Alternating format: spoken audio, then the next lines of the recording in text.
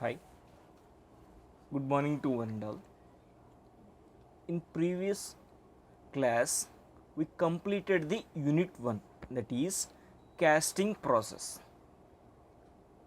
From today onwards, we'll start the new chapter, that is unit 2. It is about metal forming process. In previous class, we completed the casting process. In that casting process, we mainly discuss about the what is casting process, elements in casting process, and gating system, the pattern, different types of patterns, and core, types of core, materials, core boxes, and solidification process, and defects in casting process. Okay, methods of molding, that is machine molding, sand molding, and types of casting process, that is special casting process. Okay, in this chapter we learn about metal forming process. Okay, already in first class, introduction to the manufacturing process, in that class we already discussed about uh, classification of manufacturing process. Okay, in that one of the category of casting process in shaping process. First one is casting process, it is also known as solidification process, and second one is metal forming process. Okay, what is the main difference between the casting process and forming process? In casting process, here there are in both the raw material is converted into finished goods, but what is the main difference between the casting and forming? Here in casting process, we are converting the raw material. Actually, at the starting point, it is in the solid state. We are converting the solid state into liquid state, that is in terms of molten metal. Okay, we pour the molten metal, uh, prepared mold as per the requirement of shape of the pot. We have to prepare the mold. In that mold, we have to pour the mold metal. After that solidification process, we get the casted object from the casting process. It is the one of the method of manufacturing a product. It is another method of manufacturing a product, that is metal forming process. In this, we are not converting to liquid, that is raw material, into molten state. Here only we are altering the shape and size of the material to get the required shape of the object uh, in by increasing the temperature, or without increasing the temperature, we applying the pressure on the object, we are changing the shape and size of the object, is known as metal forming process. Okay, coming to introduction, in metal forming process, it is also known as mechanical working process, or that is primarily process in which a mass of metal or alloy is subjected to mechanical forces. Okay, by using the hammer or dies or rams, we are applying some amount of force on the material to change the shape and size of the object, is considered as mechanical forces. Okay, next, under the action of such forces, the shape and size of metal piece undergo change. Okay, the shape and size will be changed due to the application of force on the material. Okay, next, by mechanical working process, the given shape and size of a machine part can be achieved with a great economy in the material and time. Okay, we are getting a better shape and size in a small amount of time, but in case of casting process, it takes more time to prepare the object. Okay, next, metal forming is possible in case of such metals or alloys which are sufficiently malleable and ductile. The type of property we have malleable and ductility properties must have the material to perform the operations, that is metal forming operations. Therefore the material required malleability and ductility properties. Next, mechanical working requires that the material is undergo plastic deformation during the processing. What is deformation and plastic deformation and elastic deformation? We will discuss in next slide. Okay, frequently workpiece material is not sufficiently malleable or ductile at ordinary room temperature, but maybe become so when heated. Okay, at normal temperature the material cannot undergo the deformation, plastic deformation. That is, some materials do not have the ductile and malleability properties at room temperature. For that case, for such type of materials, we are heating up to above the recrystallization temperature, we get the required shape and size. Okay. Next, thus we have both hot and cold metal forming operations. Okay, coming to in when a single crystal is subjected to external force, it undergoes elastic deformation, that it returns to its original shape when the force is removed, is known as elastic deformation. It is elasticity is one of the mechanical properties of material.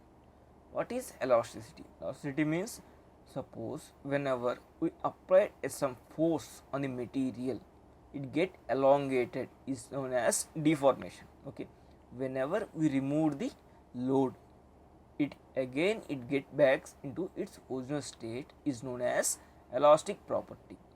Okay, that type of deformation is known as elastic deformation. Okay,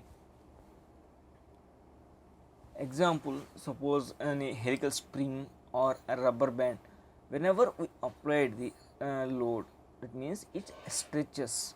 Okay, when the load and when loaded and returns to its original shape, that is whenever we remove the load, it again regain its original shape and size.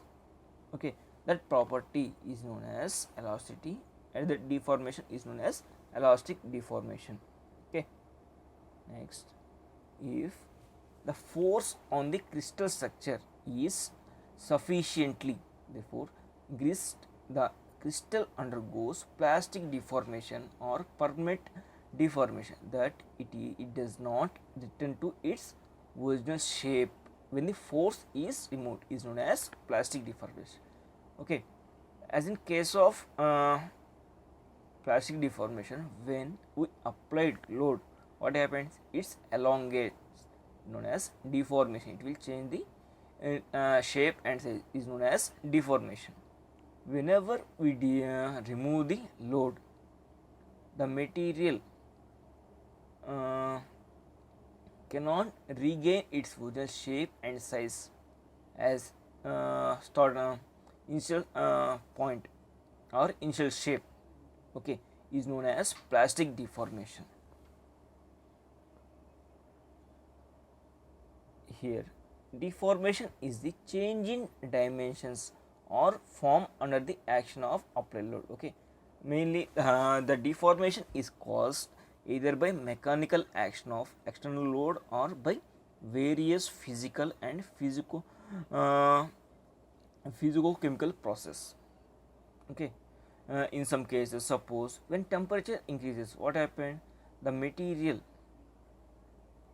size or length or diameter, it will be in some cases elongates or contracts. Okay, like that the shape and size of the object will be changed. Next, the process of deformation comprises the following consecutive stages, that is elastic deformation, plastic deformation, next fracture. Okay, Coming to elastic deformation. In elastic deformation of a material is its power of coming back to its original position, okay, after deformation.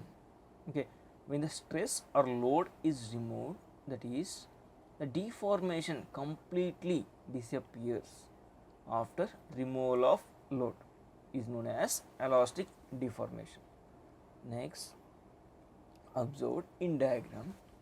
In first diagram, that is initial stage, that is without load applied. Here it is the initial stage, it is the cross section we taken at point, it can be in enlarged manner. These are the molecules in the small particle. Whenever we apply the force, that is bottom force, what happens, it gets elongated. That means here initially having a square section, but here it converts into rectangular section, that is the length of the object will be increased, that is the bond will be stretches there and the molecules will be enlarged. Okay, due to this what happened here, the deformation of the object will be takes place. Whenever here in third, that is unloaded condition, what happened, again it's regain its original shape, that is return to its initial state, is known as elastic deformation. Okay, observed in force strain curve. Here the deformation is linear, that is known as elastic. Okay, for non-linear is known as mentioned in green color. Okay, that is non-linear elastic. Elastic means reversible. Okay, whenever we remove the load, it regains to its original shape, is known as elastic deformation. Okay, next coming to plastic deformation. In plastic deformation means the material undergoes some degree of permanent deformation without failure on application of load. Next, the plastic deformation will take place only after the elastic range has been exceeded. Before the plastic, it having elastic nature. After we are continually applying load on elastic range, it will move from elastic to plastic region. Okay, by continuous applying load, it gets into plastic stage. That is, whenever we remove the load, some deformation will occur. That is, that deformation is known as increase in length or diameter, is known as the plastic deformation. That is, the plastic deformation is important in case of forming, shaping, extruding and many other hot and cold working process. Due to this property, we are changing the shape and size of the object by using the plastic deformation property in the material. Okay, next, observed in diagram, it is the initial stage, the cross section square. After some application of small load, what happened, it will get slippage or pinning action of the molecules will be occur. It is bond stretch and plane shear happen here. Up to from here to here is known as elastic plus plastic deformation. It is mentioned in represented in delta. Whenever we remove load, what happens, some elongation is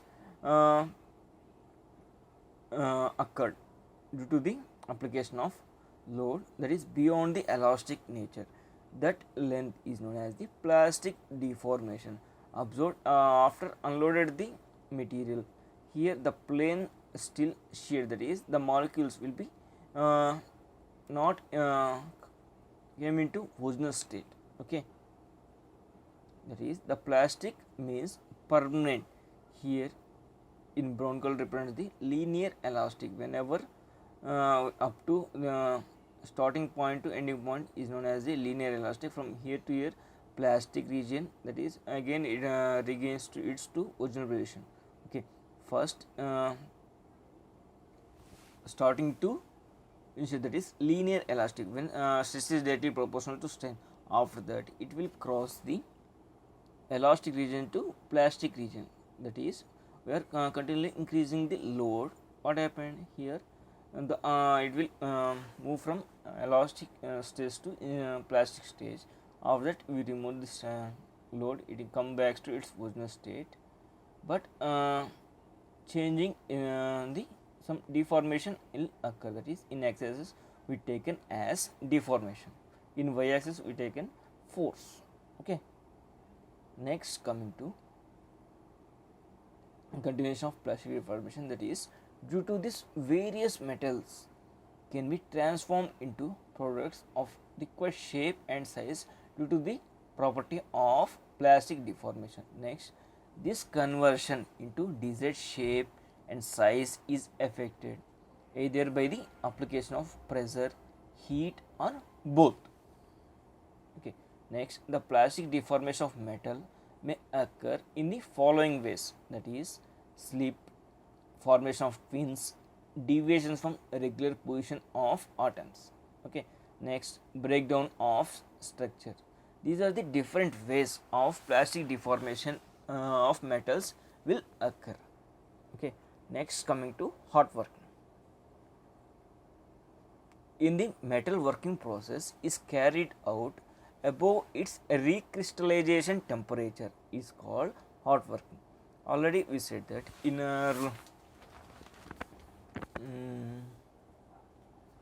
in room temperature some materials cannot having the properties like malleability and ductility properties. For that case, we are increasing the temperature of the material up to its recrystallization temperature. Okay, it gets those properties, that is malleability and ductility. Okay, that process is known as hot working, that is above the its recrystallization temperature. Next, recrystallization temperature is the temperature at which atomic mobility can be repaired when any defect was present in the metal caused by the working process. Okay. In this process, the metal is heated to plastic state and then the pressure is applied to get various size and shapes. Okay.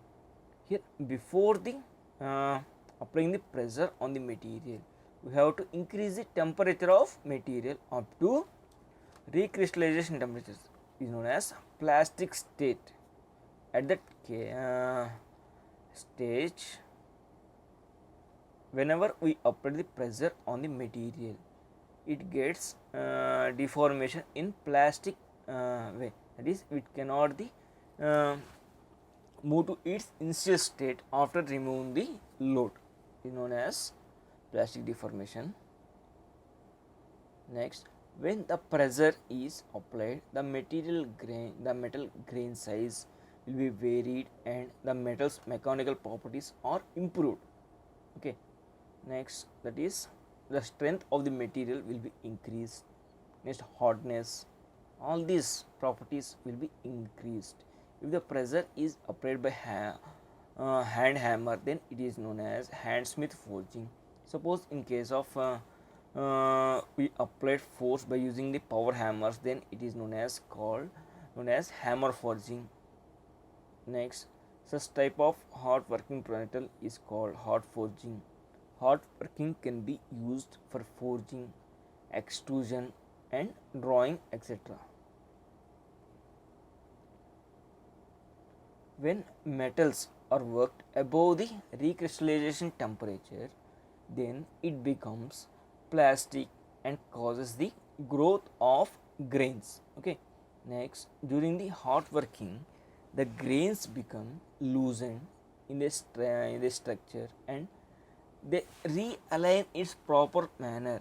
Only small pressure is required to shape the metal during the hot working, because already we increase temperature up to recrystallization temperature, means a small amount of force is needed to change its shape and size. Okay, this is the one of the advantages of hot working. Next, coming to Advantages of hot working: it is applicable for mass production work. Next, the metal size and shape can be easily changed. Metal working is done under the high temperature, therefore larger deformation is possible at high temperature with low pressure. Okay. Next, metal grain structure will be refined. Stresses and other defects can be minimized because we are heating the material. At the time we are applying force at any small holes or boreholes, it can be filled easily. Okay. Next, hot working leads at homogeneous structure of material without defects and blowholes, because here hot working means the homogeneous structure of metal, okay, without defects and blowholes. That is, at any point in the material the stresses stresses will be same at any point in the material is known as the homogeneous. Okay. Next, mechanical, physical and chemical properties of metals can be improved due to the hot working process. Next, hot working removes all types of imperfections caused by gas pores and composition differences. Next, the metal reaches to uh, anisotropic behavior. Okay. Next, the metal regains softness and ductility after the production. Okay. Hot working is fast, reliable and economical process. Next, coming to disadvantages of hot working. That is, it is costlier process. Hot working leads to poor surface finish. It is one of the disadvantages of hot working. Here the surface will be very poor due to the oxidation, because we are heating the material. In that it will react with oxygen available in the atmosphere. It will create the oxidation. Due to this, some amount of layer is on the material. Due to this, the strength of the material will be reduced. Here it will convert into more brittle nature, because the material will be worked under high temperature.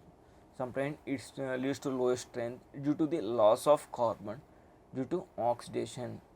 On account of loss of carbon from the surface of the steel piece being worked, the surface layer loses its strength, which one of the disadvantage when the pot is put to surface. Okay. Next, it is difficult to attain dimensional accuracy due to uneven shrinkage of metal. Okay. Next, coming to cold working. If the metal working process is carried out at temperature below the recrystallization temperature, it is called as cold working process. Above the recrystallization temperature is known as hot working process. Below is known as cold working. Okay. These processes need comparatively higher pressure than the hot working process. As in case of hot working, a small amount of pressure is enough to change the shape and size of the material. Okay. As in case of cold working, we have to need high pressure. Okay. Next, soft, ductile and malleable metals can easily work with cold working. Next, but this process leads to hardness and distortion grain structure. Next, the cold working process is used in rolling, bending, spinning process, etc. Next, the cold working process also affects the following mechanical properties like hardness, yield strength, ductility, tensile strength. Okay, these are the properties affected by the cold working process. Next, advantages of cold working. That is, dimensional accuracy can be maintained, no heating of metals, better surface finish can be achieved since there is no oxidation during the cold working of metals. Here, whenever increased temperature, the oxidation will occur. Okay. Next, strength and hardness of the metal are increased. Due to cold working, metal gains strength and hardness.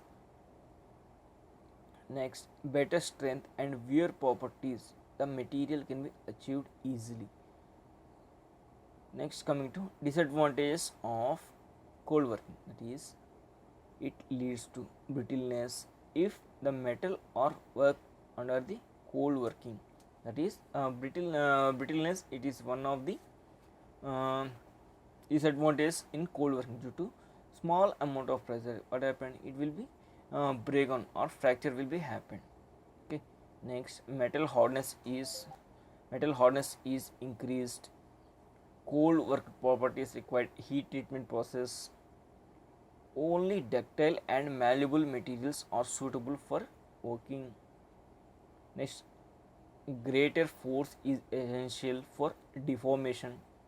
Therefore, powerful machines are required to apply the pressure. Okay, these are the disadvantages of cold working. Next, okay, it is about introduction of metal forming process. Okay, in next class we will discuss about the classification of manufacturing process, sorry, metal forming process. Okay, thank you.